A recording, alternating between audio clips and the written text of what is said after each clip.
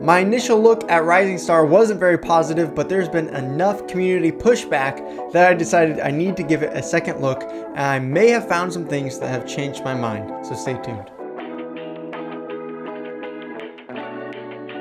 Hello, hola, como esta, bonjour, everybody across the world. My name is Luke, and I'm here to help Krill's small investors play to earn. Today, we're talking about Rising Star, another game on the Hive blockchain. So if you play Splinterlands, it's using the same chain. Now, when I first looked at this game live, I admit I was not impressed.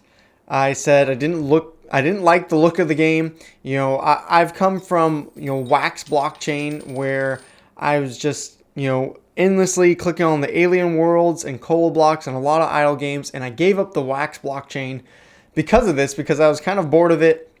I wanted to experience something new, and that's why I went to Splinterlands and Blankos and Thetan Arena and other games, because I was just tired of the idle games. So those statements that I said were still true. I think the way I said them was probably not very good, and I think the mistake I made was I judged this project by its cover, and I didn't give it a fair chance. I mean, I really looked at it for 15-20 minutes, said some negative things, and the community pushed back. There's a lot of people like, hey, look at this thing in the game, or, in the Discord, people are always chatting about it, or some of the YouTube comments, people are like, wow, dude, you're mean, like, you're a jerk, or you seem like you're Splinterlands side chick now, all you care about is Splinterlands and promoting Splinterlands, and that's not how I want to come off. So if that's the way I came off to some people, I apologize for that.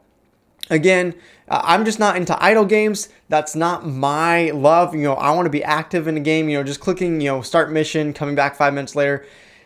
That kind of inactive gameplay is just more of a distraction to my life than really like a game that I want to play. Now, what people have mostly said when I started this game was, hey, I'm earning for free. I started this game for free, or I just put $10 in to boost my earnings. And, I can use some of that to keep playing this game, or I can put it back into Splinterlands, buy packs, buy cards, buy SPS, whatever I want to do. And so that's initially why I was like, okay, yes, people are playing this game, but they're just playing this game because it's free and they can earn money. And, I've been playing, as I said, Alien Worlds back in the day. That's how I got my start in play to earn gaming.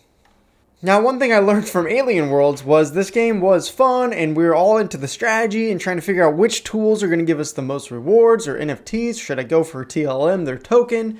And, a lot of people, when I got into this game, were having fun because, we're in this April-May spike up to almost $1 for this token. So you feel like you're earning, you feel like, you're getting something for your time.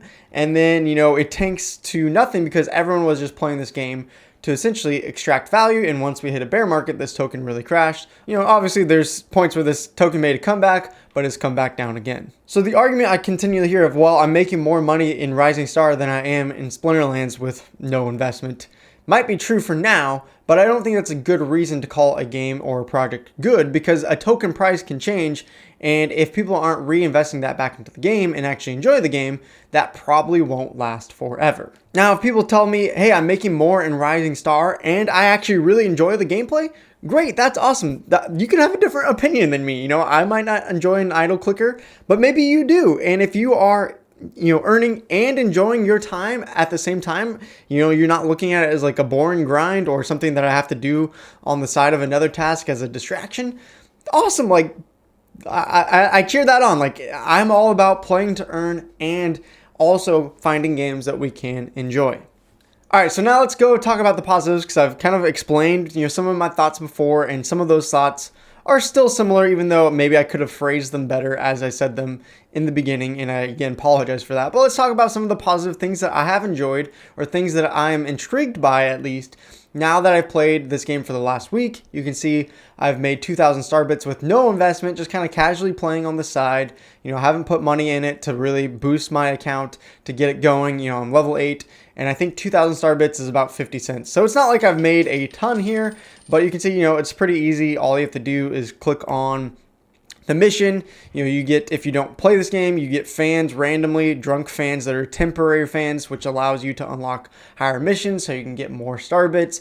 Eventually, if I want to, I can go to cards and I could go buy things like my community said, buy a pizza box, buy a pizza slice so that you can get your energy refilled quicker. You can also buy some fans so that they're actually permanent fans and they're not drunk fans that leave you after 12 hours. So, once I get to, I think, like a pizza box is like 7,500 star bits, and some of the fans I think are also like 5,000 star bits or something like that as well. So you can see, even for a free investment, you could invest your time just clicking over and over again to eventually build your account. There are people who have said, starting with even just like $5-10 really gets you going a lot faster. So that's definitely one of the positives. As a krill, as a channel that's about krills, I shouldn't have been so judgmental about this game, because as we've talked about, there are a lot of games that we just get pushed out of because, the NFTs are $200, $500, $2,000 to start playing in these games. And, Rising Star is a game that you could literally start for free. So you know what? We should give it a thumbs up for that, because for our krill community and for people who can't invest in the games, this is meaningful, and you can take some of this and you can reinvest it back into the game and start earning more and more and more. Or you can take some of your investment, as I said earlier, put it in Splinterlands, or put it in Splinterlands, take it out of Splinterlands onto the Binance Smart Chain and put it into any Binance game. So at least that factor is a positive one that I didn't recognize before. My second plus is that it's simply another game on Hive. The more and more games that come to Hive, the more and more attention that's come to Splinterlands and the Hive blockchain and the Hive blogging, period. So if we want to see our assets increase in Splinterlands, if we want to see the Hive that we're earning on blogging, and we want to increase our community, just the fact that we can have more games in the ecosystem is also a positive. So I applaud the project for being on Hive, and I think that's a good benefit to all of us.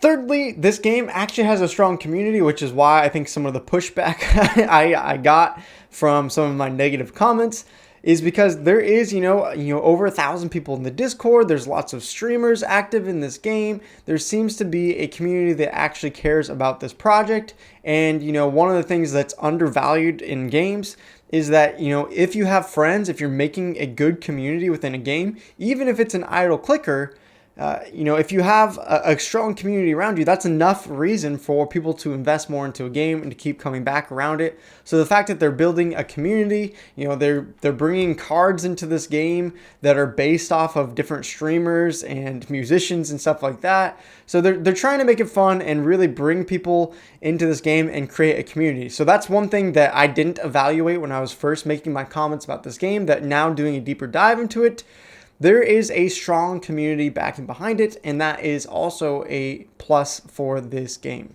Now, the last thing I want to talk about today is the thing that changed my mind the most. The thing that's actually intriguing to me about this game is the fact that there is a page where you can upload your music as an indie artist and make it into an NFT by spending some star bits, and then people can, essentially stake to your album and earn rewards. Not only that, but the other thing I didn't realize when I was just briefly looking into this game was that there is Rising Star Radio on the bottom that is playing the albums of people and songs that they're uploading as NFTs. So it's actually giving coverage to some indie artists as you play the game.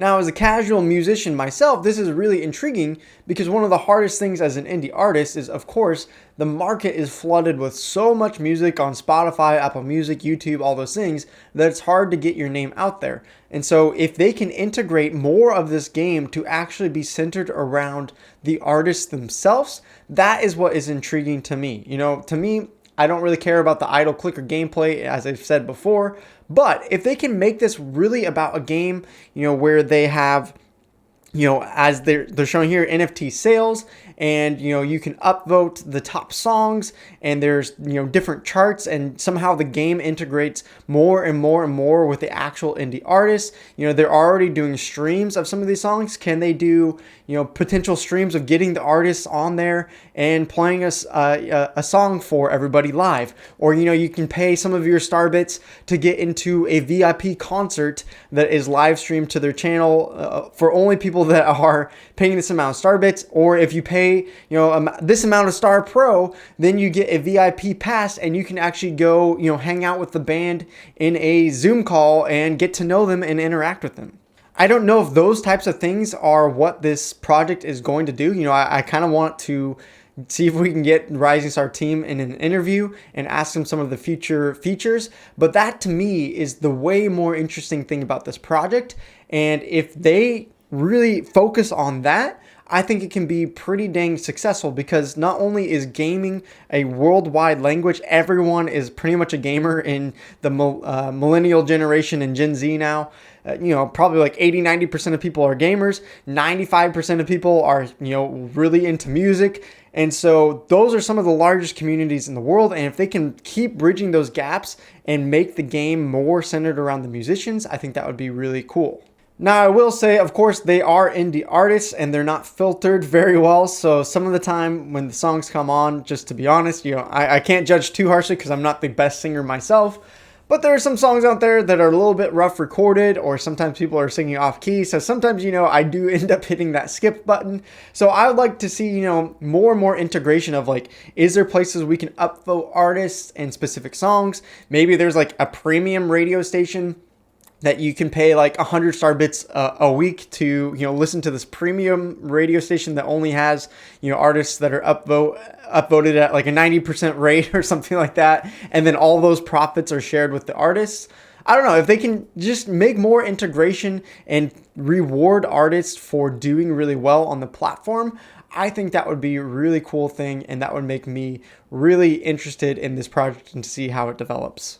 So there you go. Those are my updated thoughts after a week of jumping into this game. I'm still going to keep up with it. Maybe, as I said, we can get an interview with some of the workers in this project, because I want to know where they're headed, and if they're going to be more focused on just the gameplay or if they're more focused on the musician integration. I'm really curious on how that develops, and I'm going to keep my eye out on it.